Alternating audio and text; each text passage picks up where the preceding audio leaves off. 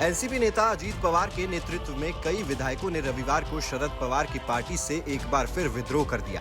विद्रोह के कुछ ही समय बाद उन्हें राज्य का उप मुख्यमंत्री बनाया गया और उनके साथ के कुछ अन्य विधायकों को भी शिंदे सरकार में शामिल किया गया।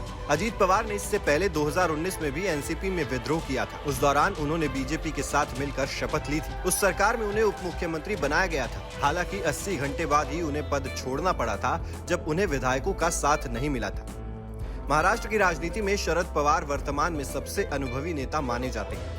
कई मौकों पर उन्होंने अपनी राजनीतिक चतुराई से विरोधियों को मात दी है। 2019 में हुए विद्रोह को भी उन्होंने सफलतापूर्वक सुलझा लिया था। उस समय को याद करते हुए शरद पवार ने अपने संस्मरण लोक माझे संगति के दूसरे भाग में लिखा है कि मैं तब चौंक गया था जब मुझे 23 नवंबर 2019 को सुबह लगभग 6:30 बजे फोन आया कि अजीत और कुछ एनसीपी विधायक राजभवन में और अजीत फडणवीस के साथ शपथ ले रहे हैं। शरद पवार ने लिखा है कि जब मैंने राजभवन में मौजूद कुछ विधायकों को फोन किया तो मुझे पता चला कि केवल 10 विधायक ही वहां पहुंचे हैं और उनमें से एक ने मुझे फोन पर बताया कि ऐसा इसलिए हो रहा है क्योंकि मैं इसका समर्थन करता हूं। लेकिन ये एमवीए महाराष्ट्र विकास आघाड़ी के प्लान को नाकाम करने की केंद्रीय बीजेपी की एक योजना थी। मैंने तुरंत उद्धव ठाकरे को फोन किया और उन्हें बताया कि अजीत ने जो कुछ भी किया है वो गलत है और एनसीपी और मैं उनका समर्थन नहीं करते हैं। एनसीपी विधायकों को राजभवन ले जाने के लिए मेरे नाम का इस्तेमाल किया गया। उनसे सुबह 11 बजे प्रेस कॉन्फ्रेंस में मेरे साथ शामिल होने के लिए कहा गया। बता दें कि इसके बाद एनसीपी से सभी विधायकों ने शरद पवार की तरफ रुख किया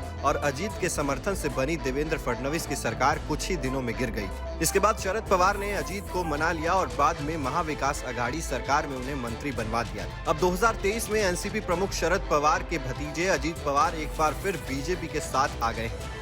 उन्होंने ये कदम उनकी चचेरी बहन सुप्रिया सुले को राष्ट्रवादी कांग्रेस पार्टी का कार्यकारी अध्यक्ष के रूप में नाम के ऐलान के कुछ सप्ताह के बाद उठाया।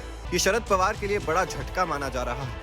अजीत पवार ने ये कदम ऐसे मौके पर उठाया है जब शरद पवार 2024 के आम चुनाव से पहले संयुक्त विपक्षी मोर्चे के शीर्ष पद के लिए खुद को फ्रंट रनर के रूप में पेश करने की कोशिश कर रहे थे। ये विपक्ष के लिए भी एक झटका है जो गठबंधन के लिए कड़ी मेहनत कर रहा है। मुख्यमंत्री एकनाथ शिंदे के नेतृत्व वाली सरकार में अजीत पवार उप मुख्यमंत्री बने। ये भी उम्मीद जताई जा रही है कि अजीत पवार एनसीपी विधायकों के एक बड़े हिस्से को एकनाथ शिंदे सरकार में शामिल कर सकते हैं। सूत्रों के मुताबिक अजीत पवार के पास 40 से ज्यादा विधायकों का समर्थन है। ऐसा लग रहा है कि शरद पवार एक बार फिर इस पूरे घटनाक्रम से अनजान बन गए, जैसा साल 2019 में हुआ था जब अजीत पवार ने महाराष्ट्र विधानसभा चुनाव के बाद सरकार बनाने की बीजेपी की असफल कोशिश में उनके साथ आ गए। लेकिन सवाल ये है कि क्या पवार इस बार अजीत को वापस ला पाएंगे? Team news nation digital.